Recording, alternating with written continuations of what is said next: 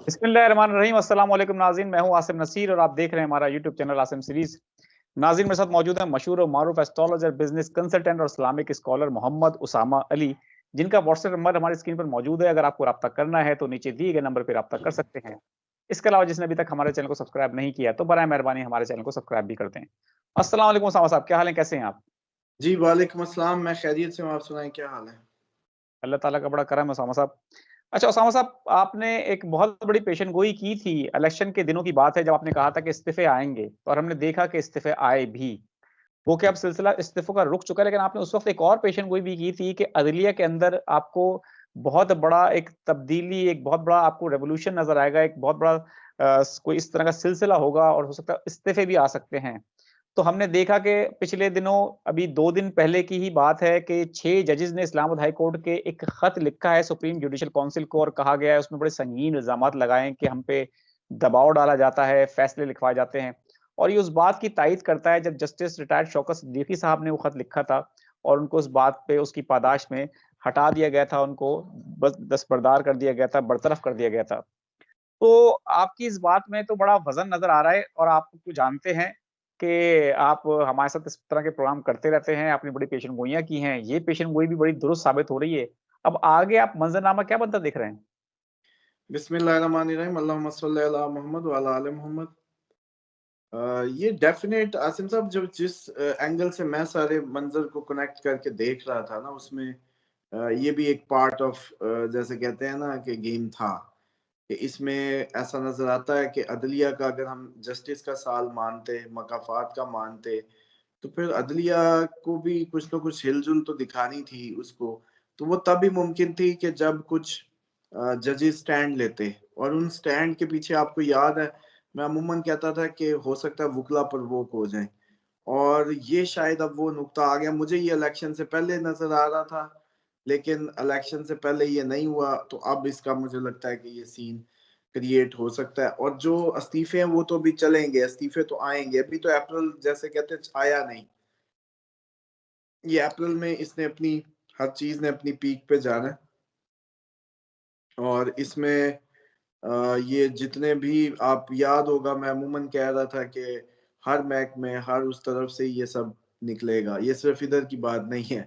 अभी कई और लोग, कई और महकमे, लेकिन ख़ुसूसन अदलिया मुझे लगता है कि हो सकता है वुकला तंज़ीमें पीछे खड़ी हो जाएँ और अदलिया जो है वो हो जाए। क्योंकि माज़ी में अगर ये तो जो प्लैनेटरी अनरेस्ट तो है, कोई ना कोई अनरेस्ट तो हमें फेस करना है, बॉर्डर साइड से भी, विद इन द कंट्री भी। तो मैं आपको याद होगा, अभी पिछले दिनों भी हम जब प्रोग्राम में बात कर रहे थे कि कोई भी ऑप्शन हो सकती है, जिससे कोई भी ऐसी वाकया हो सकता है जिससे भी मामला स्विच हो जाए अचानक। तो वो हर वो चीज़ बनने को तैयार है। बस अब ये जैसे कहते हैं ना, तेल देख तेल की धार देख, ये अचानक ही आपको पता चलना है, ये हो गया, वो हो गया, काइंड ऑफ। और मामलात हाथों से स्लिप हो जाएँगे, मामलात हाथों में नहीं रहेंगे, और वो हाथ जो अपने आप को बहुत बड़ा मज़बूत समझ रहे हैं, वो बिल्कुल छोटे बच्चे के हाथ रहेंगे, या वो जैसे डोर नहीं हाथ में स्लिप होती है और फिर काटती भी जाती है। जब ऐसे उसको ज़्यादा पतंग को खींचने की कोशिश करो ना, कटती हुई को, तो फिर ये भी होता है कि वो डोर हाथ में फिर जाती है। हाथ में रहती भी नहीं है, ज़ख्म भी देती है। यही सेम सीन जो है एक्सपेक्टेड होगा। और अभी तो ये 6 जजेस के पीछे देखिएगा कि एक बहुत बड़ी, मतलब आपको अपकमिंग टाइम में और बहुत से लोग ऐसे नज़र आएँगे। कोशिश यही की जाएगी कि इन 6 को भी किसी तरीके जो है दबा दिया जाए, अपनी पूरी पावर्स उतार दी जाएँगी। और लेकिन मसला ये है कि ये लोग ना इसको समझ नहीं पा रहे। शायद इनका कोई, आई डोंट नो, कि एस्ट्रोलॉजिकली चीज़ों को पाकिस्तान में रुझान ही बहुत कम है, देखा ही नहीं जाता, या इसको माना भी नहीं शायद ऑथेंटिकेटेड जाता। हालाँकि मैं देखता हूँ ज़ाती ज़िंदगियों में तो ये सारे हाई प्रोफ़ाइल लोग एस्ट्रोलॉजी को हेल्प लेते हैं। लेकिन आई डोंट नो कि इस लेवल पे ये कैसे इग्नोर कर रहे हैं, कि इनको ये समझ ही नहीं आ रही कि ये जो मामलात हैं, ये पुराने तरीकों से अब कौम को हैंडल नहीं किया जा सकेगा। प्लैनेट्स इस तरह की इंडिकेशन दे रहे हैं कि ये तब्दीली के एज पे है। अब जो-जो इसको टकराता जाएगा, अपना ही सर फोड़ेगा। कुदरत ने तो जो एक अब जैसे मुकद्दर कर दिया एक ट्रैक, आज तक ये कभी हुआ जो आपने देखा? आप वो सब देख रहे हैं। अच्छा चलें, बाकी प्रेडिक्शंस तो साइड पे रखें। आपके व्यूवर्स को पता है कि जो मैं ये कह रहा था कि इस वक्त कोई हालात को प्रेडिक्ट करना आपके तज्जिया निगारों का काम नहीं है। इससे बड़ी प्रेडिक्शन क्या होगी कि आपके जितने भी इस टाइम के मंजरनामे हैं वो हमने जो बताए हैं वो हुए हैं, आपके तज्जिया निगार उसको प्रेडिक्ट नहीं कर पाए। किसी ने कहा था कि अदलिया ऐसे खड़ी हो जाएगी, वो तो एक देख लेते हैं कि हेड कौन है, बस उस पे ही सारे अपने तज्जिए देते हैं। समझ रहे मेरी बात? वो दो चार हेड देख के और उन्हीं पे ही अपनी रुख बना लेते हैं। ये देखें कैसे हेड के नीचे से कैसे निकलता है मामला, ये सितारे बताते हैं। जब हेड क्या है और नीचे से क्या निकल आया गुल वो जैसे कहते हैं एस्ट्रोलॉजिकल उसमें आता है। तो मुझे लगता है कि ये अभी इससे भी ज्यादा बड़े सीन्स अभी आप अप्रैल में देखेंगे। ये तो अभी इब्तदा है, लेकिन इनको फुल बुलडोज करने की कोशिश की जाएगी। और ऐसे ही कोई इवेंट मांग रहा है इस टाइम पाकिस्तान बस। बिल्कुल ठीक है। अच्छा उसामा साहब, पिछले दिनों हमने देखा था कि कमिश्नर रावलपिंडी ने भी इस तरह की बातें की थी और इस्तीफ़ा उन्होंने दे दिया था और उन्होंने बड़े संगीन इल्ज़ामात लगाए थे और कहा था कि जो रावलपिंडी डिवीज़न है उसके अंदर बड़े पैमाने पर धांधली हुई है और उन्होंने कहा था कि 70,000 तक वोट जो हैं वो धांधली से चेंज किया गया है। उस वक़्त भी बहुत बातें हुई, लेकिन अब वो सिलसिला सारा मामला दब गया। लोग समझे थे कि बहुत बड़ी कोई तब्दीली आ गई है, कोई बहुत बड़ा बम फट गया है, पता नहीं अब क्या हो जाएगा, मुल्क में इन्कलाब आ जाएगा। कुछ भी नहीं हुआ। लोगों को पता भी नहीं कि इस वक़्त वो कमिश्नर रावलपिंडी हैं कहाँ, किस हाल में हैं, उनके साथ हुआ क्या है। आज जब 6 जजेस ने ये फैसला किया है, एक डेयर की है, एक जुर्रत का मुज़ाहरा किया है, तो उनके लिए भी पाकिस्तान तहरीक-ए-इंसाफ के रहनुमा हैं बैरिस्टर गौहर और उमर अय्यूब, उन्होंने प्रेस कॉन्फ्रेंस करके कहा है कि इनकी जान को खतरा हो सकता है, इनका तहफ़्फ़ुज़ किया जाए। तो ये जो पाकिस्तान में एक चिंगारी सी फूटती है, फिर खामोश हो जाता है सिलसिला, सारे मामलात सब हँसी-खुशी रहने लगते हैं। ये सिलसिला भी इसी तरह दब जाएगा? देखें, मैं आपको बता रहा हूँ कि ये सारी अटेम्प्ट्स होती रहेंगी। कोई एक इवेंट ने स्विच कर देना इस सारे मामले को और वो फिर संभलेगा नहीं, बस यूँ समझ लें। ये बार-बार के इवेंट होते जाएँगे, एक इवेंट ऐसा आना है जिसने इस सारे मामले को उड़ा के रख देना है और हाथों में जैसे कहते हैं ना, हाथों में गेम ही नहीं रहेगी।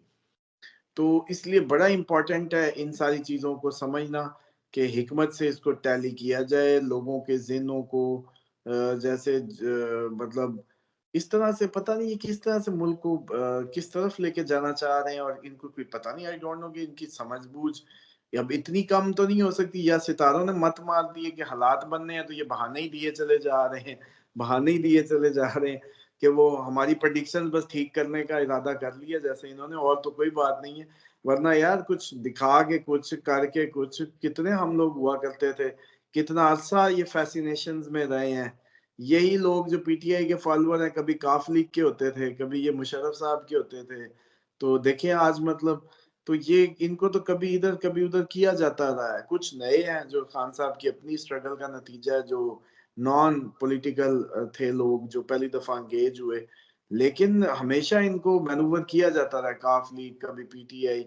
तो इस दफा वो चिमट ही गए हैं, वो नहीं कर पा रहे, लेकिन आंखों में धूल तो अच्छी झोंक ली जाती थी। बड़े अच्छे सिस्टम इस दफा वो भी नहीं हो पा रहा। तो मुझे लगता तो यही है कि फिर वही जो हम सितारों की जो चालें देख रहे हैं या जो आपको बता रहे हैं, बस फिर वही कहानी है। होना तो अब यही है कि मामला खराबी की तरफ दिन ब दिन, जो अप्रैल बताया था कि अप्रैल बड़ा पीक पे ले जाएगा मामलात को जाते-जाते, तो वही होगा शायद। अच्छा, बिल्कुल ठीक है। उसामा साहब, ये साल जो है सैटर्न का साल है, आपने अभी शुरू में ज़िक्र भी किया इसका और सैटर्न जो है वो इंसाफ का साल होता है, अवाम का साल होता है। हमने साल के शुरू में देखा कि अवाम तो भरपूर तरीके से बाहर निकले थे, अवाम ने साबित किया और अवाम का साल भी है और आगे भी आपकी प्रेडिक्शन है कि अवाम जो हैं, वो नज़र आएँगे आपको, उनकी ताकत नज़र आएगी। इंसाफ के हवाले से एक बहुत बड़ी हलचल जो अभी रिसेंटली हुई है, आप क्या समझते हैं पाकिस्तान में पहले ही अगर देखा जाए अदालती हमारा जो सिस्टम है 131वें नंबर पर गालिबन वो आता है 140 की कैटेगरी में। सबसे नीचे ममालिक में हम इंसाफ के तकाज़े जो हमारे यहाँ पूरे किए जाते हैं। अगर आज कोई केस किया जाए तो उसकी तीसरी नस्ल को जाके उसका इंसाफ मिलता है। भुट्टो साहब की मिसाल हमारे सामने मौजूद है। तीसरी नस्ल बिलावल भुट्टो ज़रदारी जो हैं, उनको ही इंसाफ मिला है कि वो भुट्टो साहब का अदालती फैसला अभी आया है। तो इतनी बड़ी शख्सियत के बारे में जब इतना सालों लग जाते हैं फैसला आने में, लेकिन ये जो डेवलपमेंट हुई है, अब लोगों को शायद थोड़ी-सी उम्मीद जाग गई है कि शायद कोई तब्दीली आ जाएगी। आपको लगता है इंसाफ का साल है और इस साल में कुछ इंसाफ होता है या इंसाफ के मामले में कुछ बड़ी डेवलपमेंट होती नज़र आ रही है आपको? हाँ, देखें इसमें ये तो पक्की बात है, इंसाफ के साल से मुराद ये नहीं होता कि इंसाफ होगा। इंसाफ का साल ना कहें, इंसाफ का मतलब होता है निस्फ, आधा। तो आधा करना तो कोई इंसाफ को वो जैसे कहते हैं ना, इधर तो इंसाफ की बात गलत टर्म है। अदल, एतदाल, एक्चुअली होता है एतदाल, अदल जो है वो कायम होना चाहिए। और मकाफात का मतलब होता है कि जो किया वो भरोगे, जो किया वो भरोगे। अब इमरान खान ने अगर किया, जो किया, तो अवाम ने उनको वोट की सूरत में वो दे दिया। जिसने जो किया उसके पल्ले वो डल रहा है। तो ये भी जो कर रहे हैं इनके भी पल्ले डल रहे हैं। बस सिंपल सी बात है। प्लस जो अगर हम जस्टिस की जो मैं अदलिया की बात कर रहा था, जब मैं उस वक़्त भी कह रहा था कि इनके दरमियान में आप देखेंगे कि ये बँट जाएँगे और ये इस तरह से कुछ हो जाएगा। अभी वो बँटने का सीन बनना है। ये अभी सिर्फ़ 6 हैं। अभी सिर्फ़ 6 सामने आए हैं। अभी इन्होंने बँटना है। अभी विदिन द अदलिया एक बहुत बड़ी ट्रांसफ़ॉर्मेशन आएगी आपको नज़र। और पीछे वुकला का खड़ा होना काफ़ी लगता है कि हो जाएगा ऐसा कुछ। और अब तो मुझे ज़्यादा यकीन, उस वक़्त जब मैं कह रहा था उस वक़्त तो कोई मान ही नहीं सकता था ना। उस वक़्त तो हवा में तीर होते हैं हमारे। तो ये तो मेरे मालिक का ख़ास करम है कि वो हमारे तीर-तुक्कों की भी इज़्ज़त रखवा लेता है जब ये हम मार रहे होते हैं। तो बहरहाल अब तो ये है कि ये तीर-तुक्के बिल्कुल निशाने पे जा रहे हैं, तो अदलिया में एक अजीब कशमकश नज़र आएगी और ये खड़े हो जाएगा मामला। और पीछे इसके वुकला आ सकते हैं और ये वो एजिटेशन या अनरेस्ट को हवा दी जा सकती है जो कि मुतवक्किल थी। बिल्कुल ठीक है। अच्छा सामा साहब ये 6 जजेज़ ने जो खत लिखा है इसके बाद पाकिस्तान तहरीक-ए-इंसाफ के जो रहनुमा हैं, चेयरमैन इस वक़्त जो बने हुए हैं, बैरिस्टर गौहर खान, उन्होंने और उमर अयूब ने एक प्रेस कॉन्फ्रेंस की और उन्होंने कहा है कि बानी पीटीआई को भी गलत केसेज़ में सज़ाएँ दी गई हैं, 200 केसेज़ बना दिए गए। उन्होंने इस चीज़ को कैश कराने की कोशिश की है और बहुत ही ज़बरदस्त टाइम पे उनको ये मौका मिला है।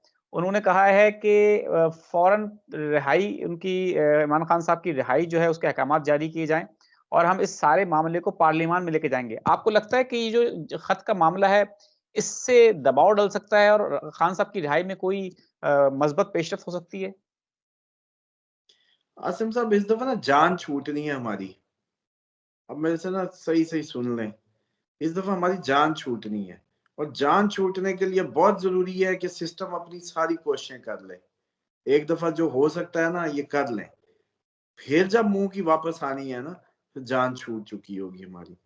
और दोबारा कभी भी कोई भी इस तरह से इंडिविजुअल्स जो हैं, वो कभी भी कंट्री को इस तरीके से हॉस्टाइल करने की कोशिश नहीं कर पाएँगे। उसामा साहब, आपको लगता है कि जो आपने जान छूटने की बात की, आपको लगता है कि इतनी आसानी से जान छूट जाएगी?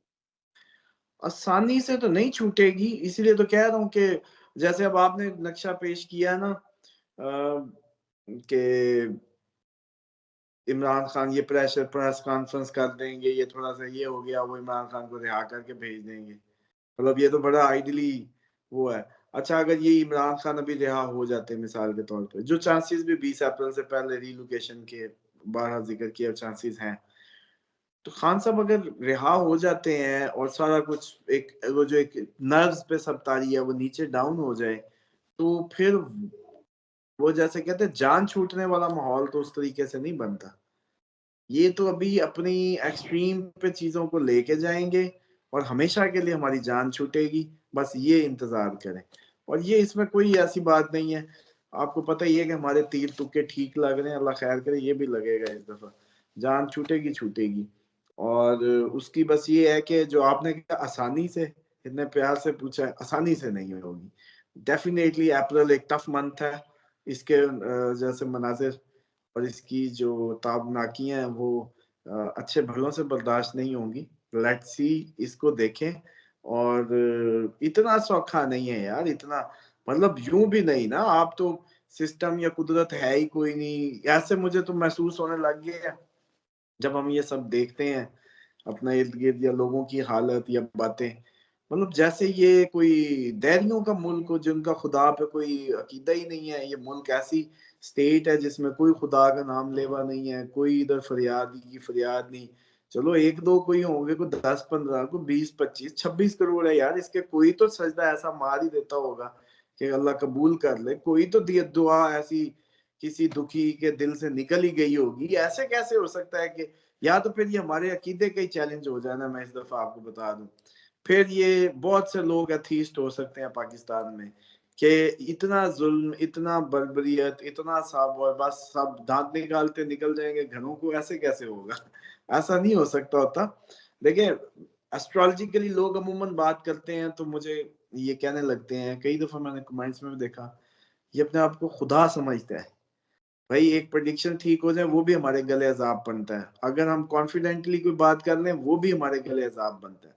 देखें, जो खुदा के निज़ाम की परख है ना, जब वो आपको आ जाती है, एस्ट्रोलॉजी तो बहुत एक छोटी बात है, लोग इसको बहुत बड़ा समझते हैं, मैं नहीं इतना बड़ा समझता। मैं समझता हूँ कि अल्लाह का जो दीन है, उसका जो मैच्योरिटी है ना, जो वो आपको देती है ना सिस्टम की असल अर्क, तो एस्ट्रोलॉजी भी अच्छी हो जाती है। अब वो कॉन्फिडेंस कैसे ना हो? मिसाल के तौर पे आपको पता है कि खुदा अदल करता है, अब आप कांपती आवाज से ये कहेंगे, आसिम साहब ईमानदारी से बताइएगा, अल्लाह आदिल है, जब ये आप कहेंगे खड़क के नहीं कहेंगे, ये ढीली आवाज में अल्लाह आदिल करता है ऐसे कहेंगे।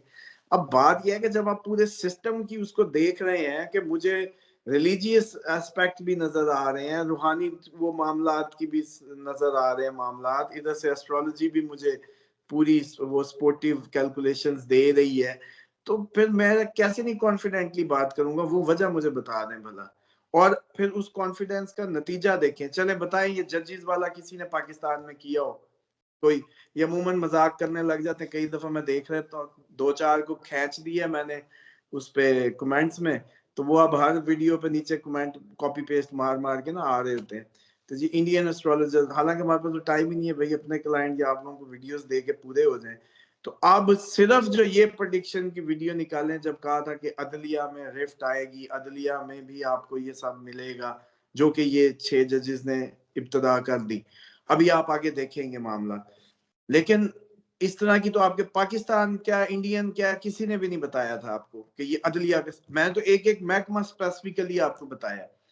तो अब भी ये है कि वो कॉन्फिडेंस सिर्फ उसी टाइम होता है जब मुझे यकीन है कि खुदा है, मेरे नबी मोहम्मद सल्लल्लाहु अलैहि वसल्लम फाइनल मैसेज लेके आए, वही इमामुल अंबिया हैं, उन्हीं की हर बात हक है।